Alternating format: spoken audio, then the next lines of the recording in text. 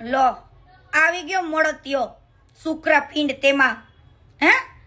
તારી તો જે હે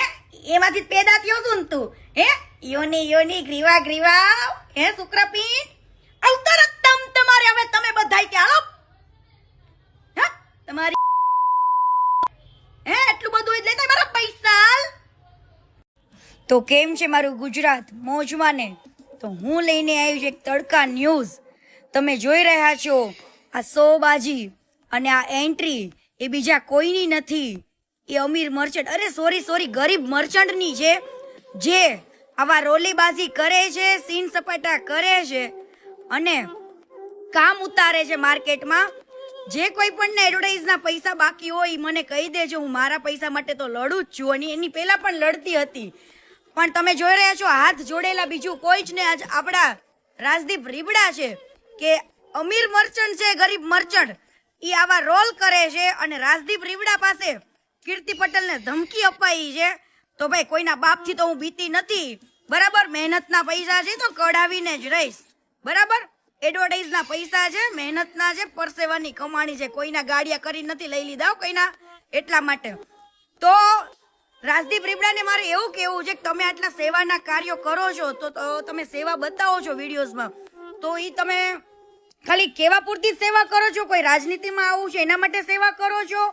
કે બીજું કોઈ કારણ છે તમારે કોઈ પણ દીકરીને ધમકી આપવાની જરૂર શું પડી ને એ પણ અમીર મર્ચન્ટ માટે તમે કીર્તિ પટેલને ધમકી આપો છો કે થાય કરી લેજો પૈસા નહીં મળે આમ તેમ ફલાણું ઢીકણું અને એમાંય પાછા શાક માર્કેટની જેમ બાર્ગેનિંગ કરાવે છે રાજદીપ રીબડા તો કોઈના બાપનું નહીં હાલે ડરતી તો કોઈના બાપથી નથી આવી જાવ હાલો તમારે વાહ બુરા વાહ પોઈન્ટ ટુ નોટેડ હો એને સમજવા જેવી વાત કરી છે કે 20 વર્ષ પહેલા તમે જે મકાનો જમીનો 2-4 લાખ રૂપિયામાં લેતા હતા એ જ વસ્તુને અત્યારે 20 વર્ષ પછી વેચવા જાવ છો તો 40 લાખ 50 લાખ એવા રૂપિયા જોઈ છે અને પાછું ગેસનું સિલિન્ડર જે 20 વર્ષ પહેલા 400 માં મળતું હતું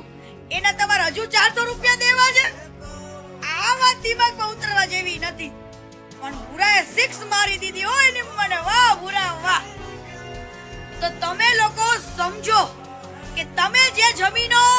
અને મકાનો 20 વર્ષ પહેલા 2.5 લાખ રૂપિયામાં 4 લાખ રૂપિયા લીધા હતા એ આ 20 વર્ષ પછી 4 લાખમાં વેચશો તો તે ગેસનું સિલિન્ડર 400 રૂપિયામાં માંગજો